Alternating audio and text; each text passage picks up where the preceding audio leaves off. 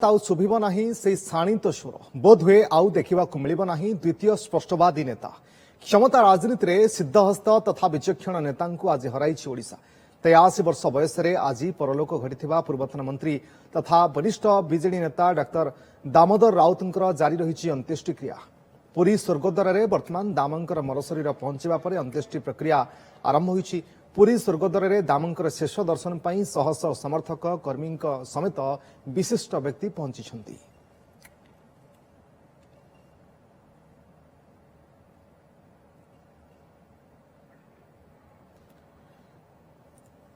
BJD वरिष्ठ नेता तथा दामोदर राउतर मरशरीर पुरी में पहुंचा पर वर्तमान अंत्येष्टिक्रिया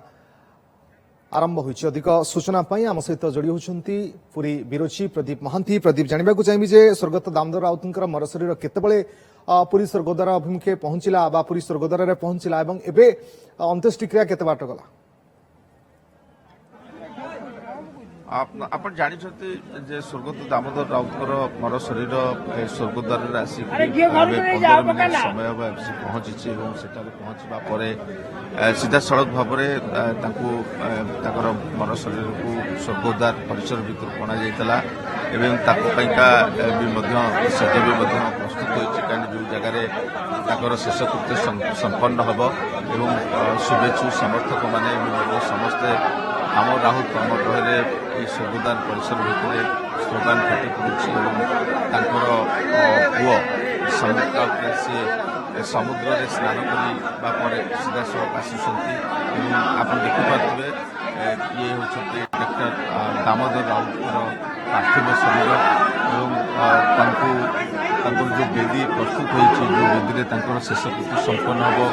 तार चतुर्पार्श्व को परिक्रमा कर देखिपे सीधा सड़क भाव में कैमरा पर्सन गोपाल देखु गहली भितर भी समस्त लोक मैंने ठेला पेलार भी समस्ते दामोदर राउतर शेष कृत्य को समस्त सामिल होती मुखाग्नि देवाई सी भी शबर बेदी चतुर्पार्श्व परिक्रमा कर अनेक शुभेच्छु समर्थक समस्ते धूप काटी धरी स्लोगान देते देखिपे सीधा सड़क स्वर्गद्वार में अंत्येष्टिक्रिया समाप्त जहाँ अनुसार शेषत्व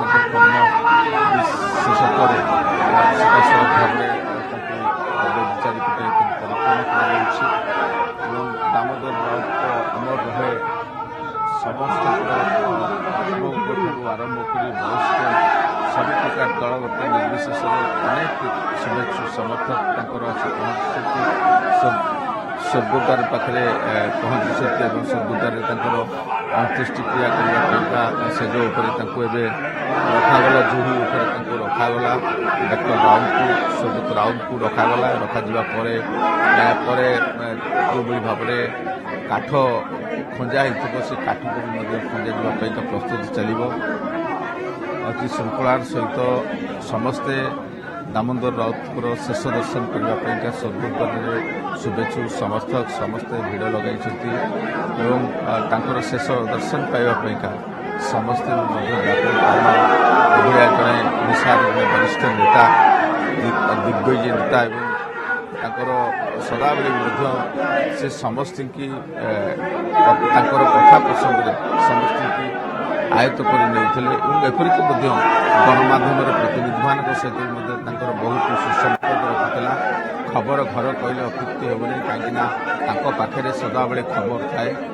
से सदाबले राजनीतिक दृष्टिपट चर्चित चेहरा और अनेक अभिज्ञता सांबादिकता ठार आरंभ कर समाजसेवी विभिन्न क्षेत्र में से भी जड़े डाक्तर और उच्च शिक्षित तो सब क्षेत्र में देखा गले एभली अद्वितीय नेता को आज राज्यवासी हरई से परिप्रेक्षी आज स्वर्गद्वार में आप देखिपे पुओ संबित राउतराय सी मुखाग्नि देवे कलशरू समुद्र जो पानी जल आनी से जल को पार्थिव शरीर में କରୁଛନ୍ତି ସ୍ପଷ୍ଟବାଦୀ ନେତା ଥିଲେ କରିସାରିବା ଦାମୋଦର ପରେ ରାଉତ ତାଙ୍କ ଶାଣିତ ସ୍ୱର ଏବଂ ସ୍ପଷ୍ଟ ବାକ୍ୟ ସମସ୍ତଙ୍କୁ ଚର୍ଚ୍ଚା ସମସ୍ତଙ୍କ ପାଇଁ ନିଶ୍ଚିତ ଭାବରେ ଇଏ ବେଶ ଗୁରୁତ୍ୱ ବହନ କରୁଥିଲା ଏବଂ ଖାସ କରି ବେଶ ସମୟରେ ସେ ଚର୍ଚ୍ଚାକୁ ମଧ୍ୟ ଆସୁଥିଲେ ଦୀର୍ଘ ଦିନର ଅସୁସ୍ଥତା ଥିଲେ ଏବଂ ପରବର୍ତ୍ତୀ ସମୟରେ ତାଙ୍କର ଦେହାନ୍ତର ଖବର ଆସିବା ପରେ ସବୁଠି ବର୍ତ୍ତମାନ ୟାକୁ ନେଇ ଶୋକର ଛାୟା ଖେଳିଯାଇଛି ଏବଂ ପରବର୍ତ୍ତୀ ସମୟରେ ବର୍ତ୍ତମାନ ପୁରୀ ସ୍ୱର୍ଗଦ୍ୱାରରେ ଡକ୍ଟର ଦାମୋଦର ରାଉତଙ୍କର ଶେଷକ୍ରିୟା ବର୍ତ୍ତମାନ ସମ୍ପନ୍ନ କରାଯାଉଥିବାର ଚିତ୍ର ଯାହା ଆପଣ ଦେଖାଉଛନ୍ତି। ବହୁତ ବହୁତ ଧନ୍ୟବାଦ ପ୍ରଦୀପ ଆପଣଙ୍କ ସମସ୍ତ ସୂଚନା ପାଇଁ।